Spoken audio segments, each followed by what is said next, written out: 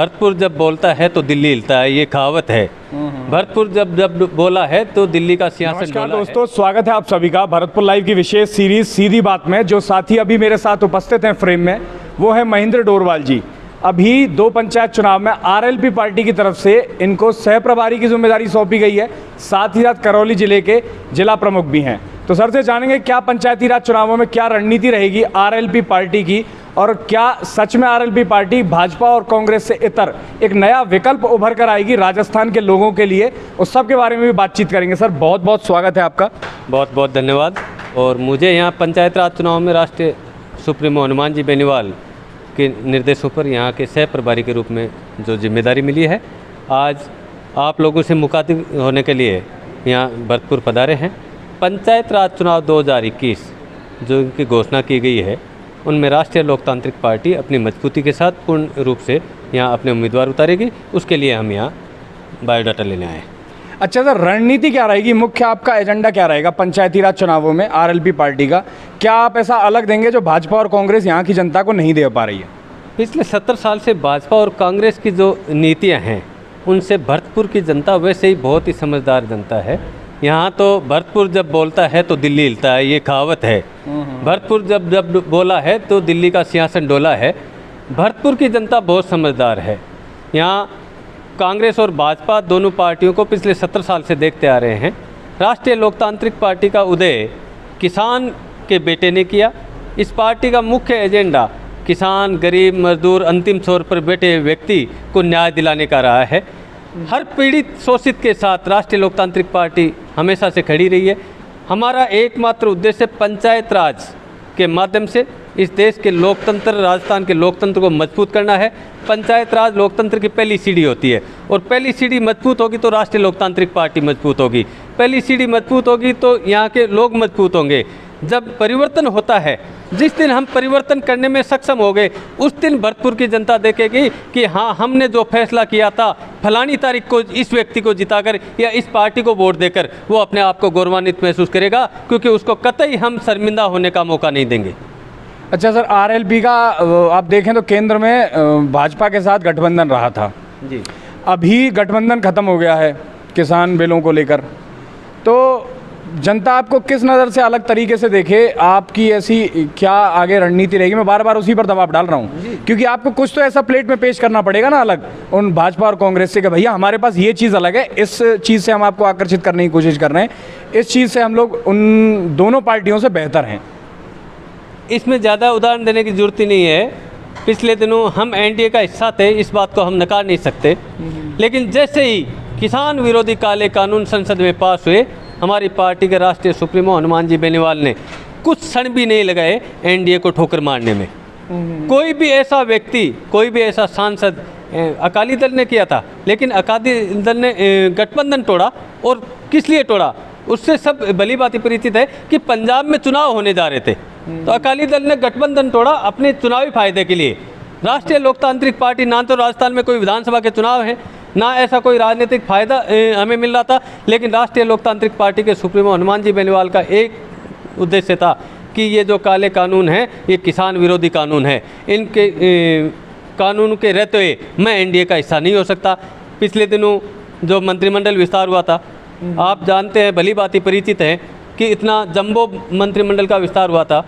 अगर राष्ट्रीय लोकतांत्रिक पार्टी के सुप्रीमो हनुमान जी बेनीवाल को पद की लालसा होती तो वह एनडीए से चिपके रहते और आज सेंटर में कैबिनेट मंत्री होते। लेकिन उन्होंने ना कभी मंत्री पद की परवाह की है, ना कभी किसी पद की लालसा की है। उनका एकमात्र मोटो है कि अंतिम छोर पर बैठे व्यक्ति को न्याय मिलना चाहिए, किसान के बेटे को न्याय मिलना चाहिए। किसान कौम को आगे बढ़ाने के लिए राष्ट्रीय लोकतांत्रिक पार्टी जो कुछ कर सकती है। आप जातिवाद का आरोप भी कई बार हमारी पार्टी पर लगता रहता है। आपने कल परसों देखा है, एक राजपूत समाज के बेटे के लिए केंद्रीय स्वास्थ्य मंत्री के पास गए, उसको 16 करोड़ के एक टिक्का लगना अति आवश्यक है, जिसकी वजह से उसकी जीवन बच सके। कल 2 शहीद स्मारक का उद्घाटन हुआ था नागौर जिले में ही। एक जाट कौम के राकेश नेहरा के शहीद स्मारक का उद्घाटन हुआ। उसी समय 1 घंटे बाद में किशोर सिंह जी शेखावत की शहीद स्मारक का उद्घाटन भी माननीय सांसद महोदय ने किया। तो 36 कौम को साथ लेकर राजस्थान में एक परिवर्तन करने की ओर निकले हुए हैं। पिछले 70 साल से दोनों पार्टियों ने एक दूसरे का विकल्प बनकर इस प्रदेश की जनता को लूटा है। हम एक नया विकल्प दे रहे हैं। आप जब उस विकल्प हम सफल हो जाएंगे तो प्रदेश की जनता को कभी शर्मिंदा नहीं होना पड़ेगा कि हमने नए विकल्प के साथ जाकर गलती कर ली है। अच्छा सर, एक चीज़ और, अभी हाल ही में सांसद हनुमान बेनीवाल ने संसद में मुद्दा उठाया भरतपुर के जाटों के आरक्षण का। तो अभी भरतपुर में पंचायती राज चुनाव हैं और आरएलपी पार्टी बड़ी मजबूती के साथ ज़मीन पर उतर रही है। आप सभी पदाधिकारी यहाँ उपस्थित हैं भरतपुर में, करौली से कह लीजिए या और क्षेत्रों से कह लीजिए।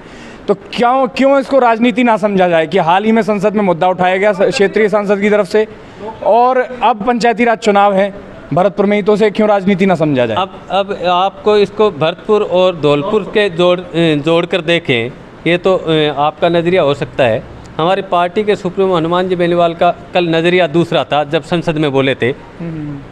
संसद पिछले 15 दिन से 3 हफ्ते से नहीं चल रही थी। एक विधेयक पारित हुआ था जिसमें ओबीसी की जातियों का निर्धारण अब राज्य सरकारें पुनः करेंगी। तो उन्होंने तो उस मुद्दे पर बोलना था, लेकिन हनुमान जी बेनीवाल में एक क्वालिटी है, मुद्दा चाहे कोई हो, अपने आदमियों की, अपने लोगों की बात को मजबूती के साथ उठाना। उन्होंने कहा कि केंद्रीय सूची में भरतपुर और धौलपुर के जाटों को, यूपी के कुछ जाटों को ऐसे कुछ जोड़ नहीं रखा है। इसके लिए बालियान वो मंत्री था, उनके सबके नेतृत्व में एक कमेटी बनी थी और प्रधानमंत्री ने आश्वासन दिया था, सुप्रीम कोर्ट से रिवाइज होकर आई थी कि इनका कुछ किया जाए। एक कमेटी बनी, लेकिन कमेटी ने कुछ भी नहीं किया। तो आरोप उस कमेटी पे लगाया था कि जब सुप्रीम कोर्ट से डायरेक्शन मिल गए थे कि कमेटी बनाकर इस मुद्दे का निर्धारण करना है। क्या इस देश में, प्रदेश में जो जाट समाज है उसमें धौलपुर और भरतपुर के जाट अलग है? जाट कौम तो एक ही है, बिल्कुल। ब्राह्मण कौम एक ही है, राजपूत कौम एक ही है, ऐसी कौम मेघवाल है वो एक ही हैं। लेकिन हमें भी डिवाइड करने का जो कुप्रयास किया गया है, उसको बांटने का प्रयास किया है माननीय सांसद महोदय के द्वारा कि जो अन्याय धौलपुर और भरतपुर के जाटों के साथ हुआ, उस अन्याय को भी हम बर्दाश्त नहीं करेंगे। आवश्यकता पड़ी, उन्होंने तो हरियाणा में जाट आरक्षण का भी मुद्दा उठाया, उन्होंने तो महाराष्ट्र में मराठा आरक्षण का भी मुद्दा उठाया, गुजरात के पटेल आरक्षण का भी मुद्दा उठाया। उन्होंने कहा जो कौमें पिछड़े वर्ग में आती हैं, जो इनको उनका हक और अधिकार नहीं मिले हैं, उनको मिलना चाहिए। दूसरी बात, जब 27% आरक्षण केंद्र सरकार ने निर्धारित कर दिया, तो आज भी 2 दशक बाद में भी 2.5 दशक होने आए, 98 से लेके, है ना, 98 से लेके 2.5 दशक होने आए, ओबीसी का आज भी वो 27% आरक्षण केंद्रीय वहाँ पदों में कहाँ है? आज भी 19% के आसपास पहुँचे हैं, आज भी 8% कम है। तो जो आरक्षण दे दिया तो उसका तो कम से कम पूरा समानांतर करें। जो संविधान में हमें मूल अधिकार दे दिया, संविधान में हमें प्रोटेक्शन दे दिया, उसका तो पालना होनी चाहिए। तो जाट समाज के, राजस्थान के बाकी सबको आरक्षण मिल रहा था केंद्रीय नियुक्तियों में, धौलपुर और भरतपुर के लोगों को नहीं मिल रहा था। तो ये मुद्दा इनकी जायज़ मांग थी, इसको राजनीति से जोड़कर देखने की आवश्यकता नहीं। ऐसे जो भी ज्वलंत मुद्दे होंगे, चाहे चुनाव हो या नहीं हो, हम राष्ट्रीय लोकतांत्रिक पार्टी के सुप्रीमो माननीय सांसद हनुमान जी बेनीवाल उचित प्लेटफॉर्म पर हमेशा उठाते आए हैं और उठाते रहेंगे। सर, आखिरी और मुख्य सवाल जी, जनता के लिए ब्लूप्रिंट क्या है? ज़मीन पर क्या काम किए जाएंगे? कुछ मुद्दे आपने पकड़े हैं, क्योंकि यहाँ के जो ग्रामीण लोग हैं वो जल भराव की समस्या से बड़े परेशान हैं। मैं हर गांव, हर वार्ड, हर तहसील के अंदर घूम चुका हूँ इस मानसून के अंदर। इतने पानी के अंदर खड़े होकर मैंने पर्सनली रिपोर्टिंग किया, जनता को पूरा माहौल लाइव दिखाया है मैंने। तो क्या जल भराव की समस्या और इन सभी गाँव के लोगों की जो समस्या है, उनको कुछ आपने कोई समस्याएँ चिन्हित की कि इन पर हम खासतौर पर ध्यान देंगे अगर हम आते हैं तो? हम आएंगे तो आपको मैंने कहा कि परिवर्तन 100% दिखेगा, आपको बदलाव दिखेगा। आज ये मंच नहीं है कि हम उस पद पे नहीं हैं, हम यहाँ वादे करें। वादे करने का काम तो कांग्रेस और भाजपा। सर, फिर भी एजेंडा तो होता है कि मैं सफाई पे ध्यान दूंगा ज़्यादा। जैसे केजरीवाल सरकार आई, एक तीसरा विकल्प बन के दिल्ली के अंदर एक सरकार आई थी, भाजपा और कांग्रेस आपस में वॉलीबॉल खेल रहे थे सालों से। फिर एक आम आदमी पार्टी के नाम से विकल्प आया, वो वहाँ पर ज़बरदस्त तरीके से जीते, फिर जीत रहे हैं जी, और ज़बरदस्त माहौल बना के बैठे हैं, क्योंकि वो एक ब्लूप्रिंट और एक प्लानिंग के साथ आए थे कि उन लोगों ने एजुकेशन पकड़ लिया, बिजली पकड़ ली, पानी पकड़ लिया, मूलभूत आवश्यकताएं मनुष्य की। तो क्या इस तरह के कोई मुद्दे आप लोगों ने पकड़े हैं यहाँ के क्षेत्र के लिए? मैं वो जानना चाह रहा हूँ। ग्रामीण क्षेत्र के मूलभूत आवश्यकताएं, पेयजल सबसे बड़ी समस्या होती है, पानी की समस्या।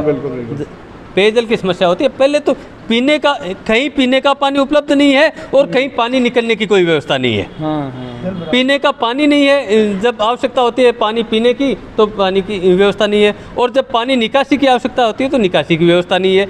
इसका मूल कारण क्या रहा? इस मूल कारण पंचायत राज के गठन को हुए बहुत साल हो गए। पंचायतों के बजट में भी प्रतिवर्ष बढ़ोतरी होती आ रही है, लेकिन कहीं ना कहीं इस भ्रष्टाचार की भेंट की वजह से, भ्रष्टाचार की वजह से वो मूल काम नहीं हो पा रहे हैं जो धरातल पे होने चाहिए। राष्ट्रीय लोकतांत्रिक पार्टी अगर कहीं भी, जहाँ जहाँ हमारी पार्टी के पदाधिकारी, हमारे कैंडिडेट जीतेंगे, जहाँ जहाँ हमें कार्य करने का मौका मिलेगा, पूरी ईमानदारी सुनिश्चितता के साथ उस गांव की मूलभूत आवश्यकताओं की पूर्ति करने के लिए 100% प्रयास करेंगे। और प्रयास ही नहीं करेंगे, हनुमान जी बेनीवाल का एक मोटो है, राजस्थान में 25 MP थे, आपको मैं बता देता हूँ, 25 MP हैं, उनमें से 24 MP भाजपा के हैं। केंद्रीय सड़क निधि के तहत सड़कें स्वीकृत होती हैं। 229 किलोमीटर की सड़कें नागौर की थी, उन्होंने रोक लगवाई। तो यहाँ राजस्थान की सरकार ने कहा कि हनुमान बेनीवाल ने राजस्थान में सड़कों के निर्माण को बंद करवाने का बहुत बड़ा कुकृत्य किया है।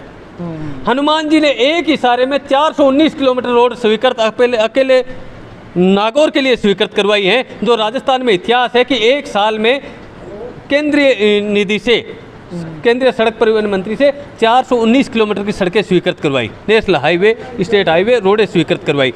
राजस्थान में 24 MP भाजपा के हैं, किसी भी MP के क्षेत्र में 300 किलोमीटर से ज़्यादा सड़क नहीं हुई।